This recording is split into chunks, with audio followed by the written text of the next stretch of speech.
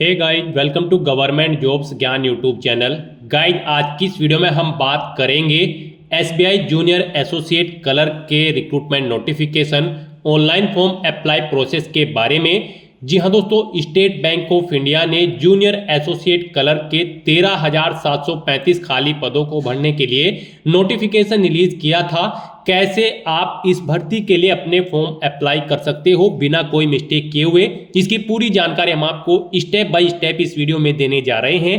बस आपको एंड तक हमारे साथ बने रहना है इस वीडियो में। उसके बाद वीडियो पसंद आए तो इसे लाइक और शेयर कर दें, चैनल पर नए हो तो इसे सब्सक्राइब कर ले। गाइस, यहाँ पर एसबीआई जूनियर एसोसिएट क्लर्क की इस भर्ती पर आवेदन करने का आज अंतिम मौका है। आप अप्लाई कर सकते हो। साथ ही साथ यहाँ पर कैंडिडेट्स को फॉर्म अप्लाई करते हुए जो जो प्रॉब्लम्स आ रही है उन सभी का हल आपको इस वीडियो में मिल जाएगा। तो एंड तक आपको हमारी इस वीडियो को देखना है और हम यहाँ पर आपको बताएंगे कि क्या यहाँ पर इस भर्ती के लिए लास्ट डेट बढ़ेगी या फिर नहीं। इसका भी पूरा डिस्कशन यहाँ पर इस वीडियो में किया जाएगा। तो आपको एंड तक हमारे साथ इस वीडियो में बने रहना है और साथ ही साथ हम बताएंगे किन किन गलती के करने से आपके एप्लीकेशन फॉर्म रिजेक्ट हो सकते हैं। आपको उन गलतियों को नहीं करना है। तो बिना कोई वक्त गंवाए चलिए शुरू करते हैं। आपको इस वीडियो के डिस्क्रिप्शन बॉक्स में हमारी वेबसाइट ind-sarkari-naukri.in के इस पेज का लिंक मिल जाएगा। यहाँ पर आपको इस भर्ती के रिगार्डिंग सभी डिटेल्स प्रोवाइड करा दी गई है। State Bank of India SBI ने कुछ दिनों पहले जूनियर एसोसिएट क्लर्क के 13,735 खाली पदों को भरने के लिए नोटिफिकेशन रिलीज किया था। इस भर्ती पर आवेदन करने का आज अंतिम मौका है। आप 7 जनवरी 2025 तक इस भर्ती के लिए अप्लाई कर सकते हो।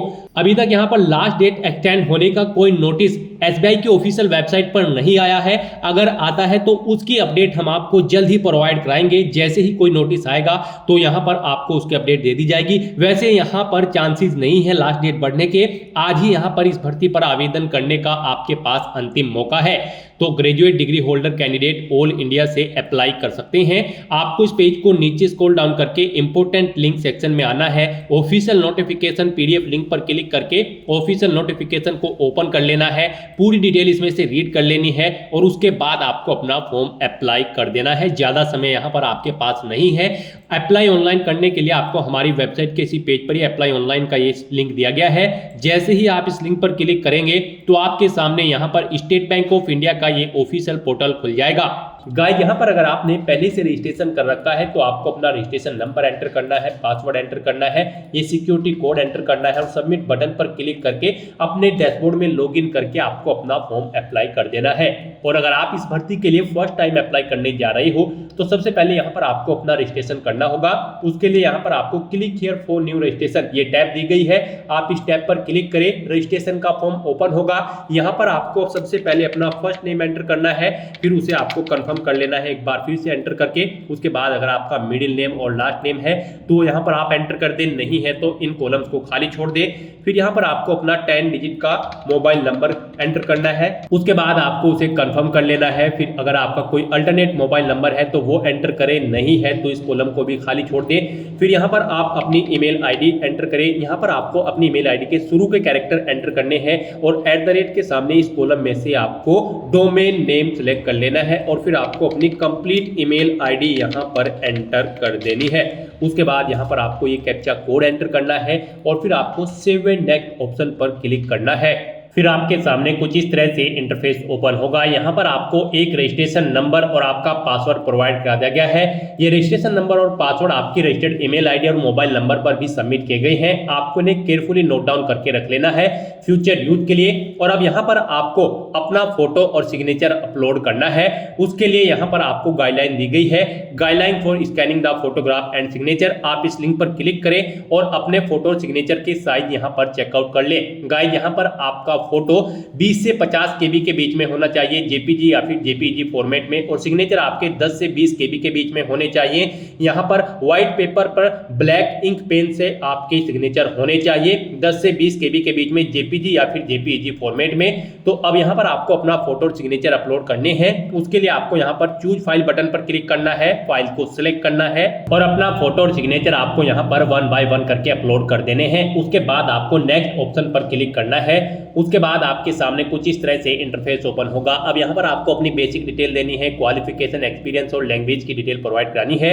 अब यहाँ पर आपको सबसे पहले अपना सर्कल सेलेक्ट करना है, किस सर्कल के लिए आप इस भर्ती के लिए अप्लाई करना चाहते हैं। उसके बाद यहाँ पर आपको अपना स्टेट सेलेक्ट करना है, किस स्टेट में आप जॉब करना चाहते हैं। यहाँ पर आपको सर्कल के अकॉर्डिंग स्टेट के ऑप्शन शो कर दिए जाएंगे। उसके बाद यहाँ पर आपको लोकल लैंग्वेज सेलेक्ट कर लेनी है प्रोफिशिएंसी टेस्ट के लिए। उसके बाद यहाँ पर आपको पूछा गया है कि क्या आपने 10th और 12th स्टैंडर्ड की मार्कशीट के सर्टिफिकेट में यहाँ पर आपके पास उस सर्किल की लोकल लैंग्वेज थी एक सब्जेक्ट के रूप में जिस सर्कल के लिए आप अप्लाई करने जा रहे हैं। तो यहाँ पर आपको यस ऑप्शन सेलेक्ट करना है। आपके पास उस सर्कल की लोकल लैंग्वेज की नॉलेज होनी चाहिए और 10वीं 12वीं में आपके पास एज ए सब्जेक्ट यहाँ पर वो लैंग्वेज आपके पास होनी चाहिए। तो यहाँ पर आपको यस ऑप्शन सेलेक्ट करना है। उसके बाद आपको यहाँ पर अपनी कैटेगरी सेलेक्ट कर लेनी है। उसके बाद यहाँ पर आपसे पूछा गया है अगर आपकी कोई सब कास्ट है तो वो यहाँ पर आप एंटर कर दें, नहीं है तो इसे खाली छोड़ दें। फिर यहाँ पर आपसे पूछा गया है कि क्या आप यहाँ पर ट्रेंड अप्रेंटिस है एसबीआई के, अगर है तो यस करें और फिर उसकी डिटेल दे,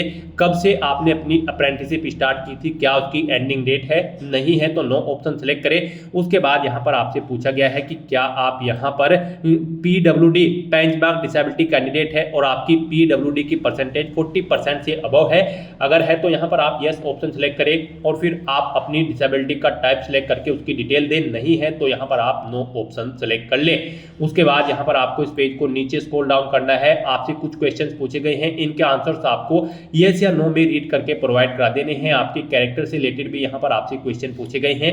फिर यहाँ पर आपसे पूछा गया है आपका रिलीजन, आप किस रिलीजन से बिलोंग करते हो, अपना रिलीजन सेलेक्ट करें। माइनॉरिटी कम्युनिटी के अंतर्गत आते हैं तो यस ऑप्शन सेलेक्ट करें, नहीं आते हैं तो नो ऑप्शन सेलेक्ट करें। फिर यहाँ पर आपसे पूछा गया है कि क्या आप यहाँ पर रिलेक्शन चाहते हैं, अगर आप विडो हो या फिर डाइवोर्स वुमेन हो, अगर चाहते हैं तो यस ऑप्शन सेलेक्ट करें, नहीं तो नो ऑप्शन सेलेक्ट करें। उसके बाद आपसे पूछा गया है कि क्या आप ये एक सर्विसमैन है, अगर है तो यस करें और फिर उसकी डिटेल दें, नहीं है तो नो ऑप्शन सेलेक्ट करें।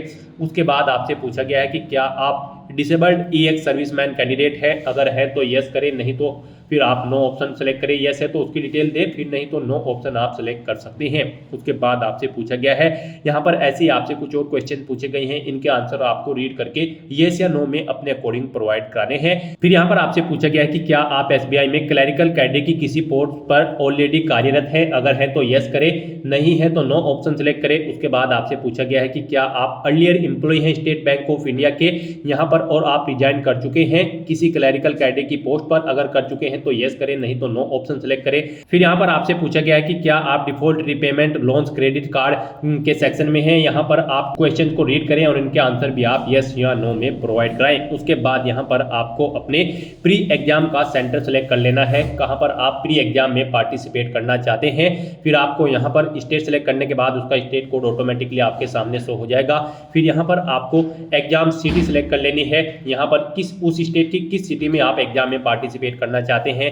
फिर यहाँ पर आपको मेन एग्जाम के लिए भी अपना सेंटर सेलेक्ट करना है, पहले स्टेट सेलेक्ट करना है, फिर आपको सिटी सेलेक्ट करनी है। उसके बाद यहाँ पर आपको अपनी आईडी सेलेक्ट करनी है, उसके लिए आपको इस चेकबॉक्स को ओके करना है। अपना आईडी प्रूफ यहाँ पर कोई भी सिलेक्ट कर लेना है, पासपोर्ट, आधार कार्ड, पैन कार्ड, जो भी है आप ऑप्शन सेलेक्ट करें, उसका नंबर आप यहाँ पर एंटर करें। फिर यहाँ पर आपको अपना प्री और मेन एग्जाम का जो पेपर है आप किस लैंग्वेज में चाहते हैं, यहाँ पर आप ऑप्शन सेलेक्ट करें, इंग्लिश एंड हिंदी। उसके बाद यहाँ पर आपको अपनी पर्सनल डिटेल प्रोवाइड करानी है। फिर यहाँ पर आपको अपनी डेट ऑफ बर्थ सेलेक्ट करनी है, उसमें आपको पहले डे सेलेक्ट करना है, फिर मंथ और फिर ईयर आपको सेलेक्ट कर लेना है। नेक्स्ट यहाँ पर आपको अपना जेंडर सेलेक्ट करना है। फिर आपसे पूछा गया है कि क्या आपके जुड़वा भाई बहन है, अगर है तो यस करें, उनका जेंडर सेलेक्ट करें और फिर उनका नाम एंटर कर दें, नहीं है तो नो ऑप्शन सेलेक्ट करें। फिर यहाँ पर आपको अपना मैरिटल स्टेटस बताना है, आप मैरिड हो, अनमैरिड हो या फिर विडो हो।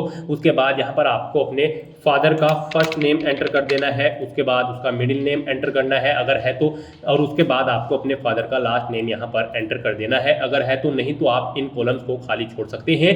उसके बाद ऐसे ही यहाँ पर आपको अपनी मदर का नाम एंटर करना है, उनका मिडिल नेम, लास्ट नेम है तो वो एंटर करें, नहीं है तो इन कॉलम को खाली छोड़ दें। उसके बाद यहाँ पर अगर आप मैरिड हो तो आप अपनी वाइफ का नाम यहाँ पर या फिर हस्बैंड का नाम यहाँ पर एंटर कर सकते हो। उसके बाद यहाँ पर आपको अपना कोरोस्पोंडेंस एड्रेस एंटर करना है और फिर आपको यहाँ पर अपना परमानेंट एड्रेस एंटर करना है। और अगर आपका परमानेंट एड्रेस आपके कोरोस्पोंडेंस एड्रेस के अकॉर्डिंग सेम होगा, तो आपको यहाँ पर इस चेकबॉक्स को ओके कर देना होगा, same as address for correspondence. Automatically आपका परमानेंट एड्रेस आपके कोरोस्पोंडेंस एड्रेस के अकॉर्डिंग फिल हो जाएगा। उसके बाद यहाँ पर आपको जीएसटी इनवॉइसिंग एड्रेस सेलेक्ट कर लेना है। आप परमानेंट एड्रेस या फिर कोरोस्पोंडेंट एड्रेस, जिस भी एड्रेस पर कम्युनिकेट करना चाहते हैं यहाँ पर आप सेलेक्ट कर ले। उसके बाद यहाँ पर आपको आपकी कैटेगरी के अकॉर्डिंग एप्लीकेशन फीस का अमाउंट शो कर दिया जाएगा।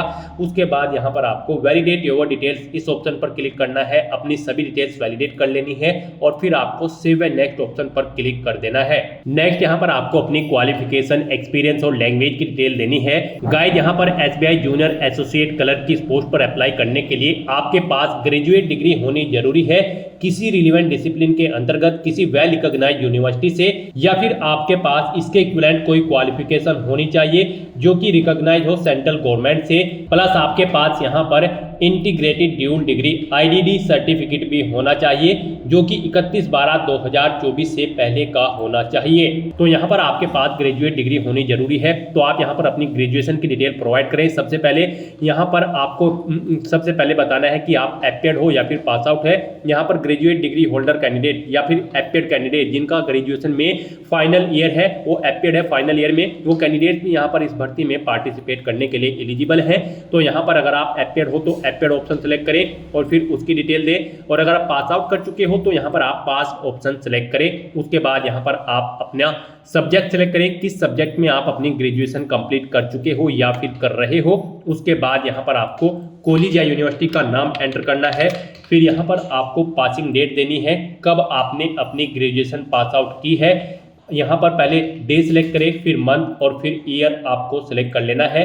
कितने परसेंट मार्क्स आपने यहाँ पर ऑब्टेन किए हैं वो यहाँ पर आप एंटर करें। फिर कौन सी क्लास है आपकी, फर्स्ट, सेकंड या फिर पास आउट है, तो ऑप्शन सेलेक्ट करें। और गाइस, यहाँ पर अगर आप ग्रेजुएशन में फाइनल ईयर में एपेड हो तो आप एपेड ऑप्शन सेलेक्ट करें, अपना सब्जेक्ट एंटर करें और यूनिवर्सिटी का नाम एंटर करें। बस यहाँ पर आपको यही डिटेल देनी होगी अगर आप लास्ट ईयर में यहाँ पर एपेड हैं। उसके बाद यहाँ पर आपको अपनी इंटीग्रेटेड ड्यूल डिग्री की डिटेल प्रोवाइड करनी है। आप यहाँ पर ऑप्शन सेलेक्ट करें, आप एपेड हो या फिर पास आउट हो, यहाँ पर ऑप्शन सेलेक्ट करें और उसके बाद उसकी डिटेल दे। अगर आप पास आउट हो तो यहाँ पर आप डिग्री या सब्जेक्ट सेलेक्ट करें, उसका कॉलेज का नाम या यूनिवर्सिटी दे, पासिंग डेट, कितने परसेंट मार्क्स आपने ऑब्टेन किए हैं वो एंटर करें, क्लास सेलेक्ट करें, आप फर्स्ट, सेकंड या फिर पास आउट है। उस तरह से आप अपनी क्वालिफिकेशन की डिटेल यहाँ पर प्रोवाइड करा सकते हैं। उसके बाद यहाँ पर आपको अपनी एक्सपीरियंस की डिटेल प्रोवाइड करानी है। अगर आपको एक्सपीरियंस है तो यहाँ पर आप अपने एक्सपीरियंस की डिटेल प्रोवाइड कराएं, नहीं है तो इस सेक्शन को आप खाली छोड़ दें। अगर आपको एक्सपीरियंस है तो यहाँ पर आप सबसे पहले अपना नाम एंटर करें। उसके बाद यहाँ पर आप अपनी डेजिग्नेशन एंटर करें, किस डेजिग्नेशन पर आप कार्यरत थे। उसके बाद कब से कब तक आपको वर्किंग एक्सपीरियंस है वो डेट सेलेक्ट करें। फिर नेचर ऑफ ड्यूटी यहाँ पर प्रोवाइड करें, अगर आप जॉब छोड़ चुके हैं तो उसे छोड़ने का कारण दें और कितने ईयर का आपको एक्सपीरियंस है। यहाँ पर ये आपकी डेट्स के अकॉर्डिंग कैलकुलेट होकर आ जाएगा। आप यहाँ पर अगर आपको एक से ज़्यादा जगह वर्किंग एक्सपीरियंस है तो आप ऐड मोर ऑप्शन पर क्लिक करें, एक और सेम ऐसी ही रो यहाँ पर ऐड हो जाएगी और उसमें आप अपने एक्सपीरियंस की डिटेल प्रोवाइड करा दें। उसके बाद यहाँ पर आपसे पूछा गया है कि क्या आपने प्री एग्जाम की ट्रेनिंग ले रखी है। यहाँ पर अगर ले रखी है तो आप यस ऑप्शन सेलेक्ट करें, फिर आप स्टेट सेलेक्ट करें, किस स्टेट से ली है। उसके बाद आपका स्टेट कोड ऑटोमेटिकली आपके स्टेट के अकॉर्डिंग शो हो जाएगा। फिर यहाँ पर आपको centre of pre examination training देना है, किस सेंटर पर आपने प्री एग्जामिनेशन ट्रेनिंग ली थी वो आप सिलेक्ट करें। और अगर आपने यहाँ पर ट्रेनिंग नहीं ले रखी है तो यहाँ पर आप नो ऑप्शन सेलेक्ट करें, फिर आपको ये डिटेल्स प्रोवाइड नहीं करानी होगी। उसके बाद यहाँ पर आपको अपनी लैंग्वेजेस की डिटेल प्रोवाइड करानी है। यहाँ पर आपको हिंदी लैंग्वेज को यहाँ पर रीड करना आना चाहिए, राइट और स्पीक करना आना चाहिए। उसके बाद आप कोई और लैंग्वेज अगर यहाँ पर जानते हैं जैसे कि इंग्लिश या फिर उर्दू या फिर कोई अन्य, तो उसका नाम यहाँ पर एंटर करें, उसके बारे में डिटेल प्रोवाइड कराएं। नहीं जानते हैं तो आप यहाँ पर इन कॉलम्स को खाली छोड़ सकते हैं। हिंदी लैंग्वेज आना आपको यहाँ पर मस्ट है।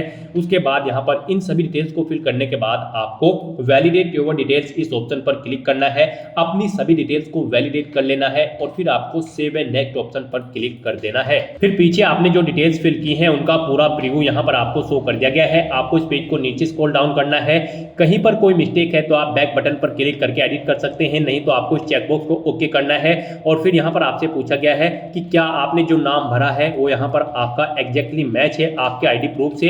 अगर है तो यस ऑप्शन के लिए आप इस चेकबॉक्स को ओके करें, और अगर आपके नाम में चेंज है तो आप इस सेकंड ऑप्शन को सिलेक्ट करें। उसके बाद यहाँ पर आपको कंप्लीट रजिस्ट्रेशन इस ऑप्शन पर क्लिक करना है। नेक्स्ट यहाँ पर आपको अपने डॉक्यूमेंट्स अपलोड करने हैं। तो गाइस जैसे कि स्टार्टिंग में हमने बात की थी कि कौन सी वो मिस्टेक है जिसे करने से आपके एप्लीकेशन फॉर्म यहाँ पर रिजेक्ट हो सकते हैं।